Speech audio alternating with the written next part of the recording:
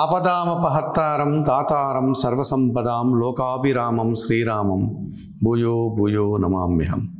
సుప్రభాతం channel ప్రేక్షకులందరికీ నమస్కారం.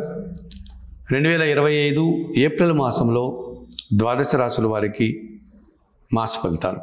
2025 April మాసంలో తులారాశి వారి యొక్క మాస ఫలితాలు.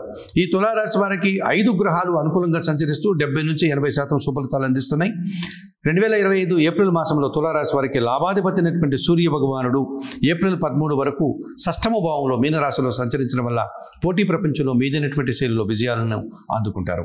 తండ్రి నుంచి ఆదాయాన్ని, ప్రభుత్వం నుంచి ఆదాయాన్ని, నూతన అవకాశాలను చేజిక్కించుకుంటారు. ప్రభుత్వం నుంచి కూడా ఆదాయం పొందే పరిస్థితి మీకు కనిపిస్తుంది.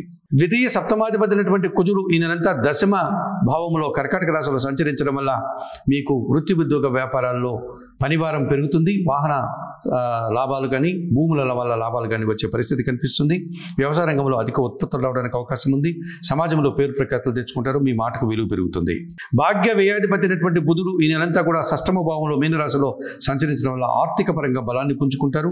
బ్యాంకు లావాదేవీలు మీకు అనుకూలంగా ఉన్నాయి. వ్యాపార అభివృద్ధిని చవిచూస్తారు. చతుర్థ పంచమాధిపతి అయినటువంటి శని భగవానుడు ఈ నెలంతా షష్టమ భావంలో మీనరాశిలో సంచరించడం వల్ల పోటీ ప్రపంచంలో నిదానంగానే విజయాలను సాధిస్తారు. వ్యవసాయ రంగంలో అధిక లాభాలు రావడానికి అవకాశం ఉంది. రియల్ ఎస్టేట్ రంగంలో కూడా అధిక లాభాలు అందుకునే పరిస్థితి మీకు కనిపిస్తుంది. మీ ఆలోచనలు చాలా వరకు కార్యరూపం దాలుస్తుంది. ఇక షష్టమంలో మీనరాశిలో ఎప్పటి నుంచో రాహు సంచారం ఉంది. ఏప్రిల్లో కూడా ఆయన అలాగే సంచరిస్తాడు. ధైర్యంగా మీరు చేసే కార్యక్రమాలు చాలా వరకు విజయవంతమవుతాయి. విదేశీ వ్యవహారాలు కానీ, ఇతరత్ర కార్యక్రమాలు కానీ లాభదాయకంగా ఉంటాయి.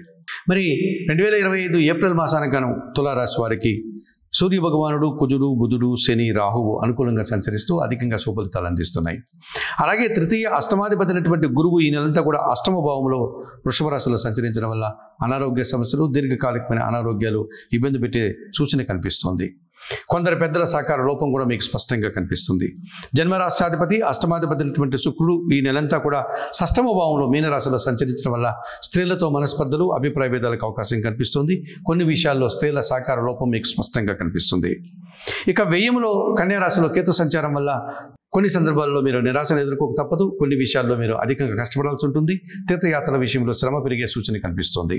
మరి 2025 ఏప్రిల్ మాసానికి గాను ఈ తులారాశి వారికి వ్యయములో కేతు దోషం నుంచి బయటపడడానికి నిత్య గణపతి ఆరాధన చేయండి. గణేష్ అష్టకం చదువుకోండి. షష్టమ శుక్రదోషం నుంచి బయటపడడానికి లక్ష్మీదేవి ఆరాధన చేయండి. శుక్రవారం రోజు కనకదార స్తోత్రం చదువుకోండి. అలాగే అష్టమ గురుదోషం నుంచి బయటపడడానికి దత్తాత్రేయ స్వామిని సందర్శించి శనగల నైవేద్య సమర్పణ చేయండి. గురుచరిత్ర పారాయణం చేయండి. 2025 ఏప్రిల్ మాసానికి గాను తులారాశి వారు చెప్పిన విషయాలని స్వీకరిస్తూ పరిహారాలు పాటిస్తూ ఆయురారోగ్యాలతో ఆర్థిక అభివృద్ధిని పొందాలని మనస్ఫూర్తిగా కోరుకుంటూ సర్వే జనా సుఖినో భవంతు. నమస్కారం.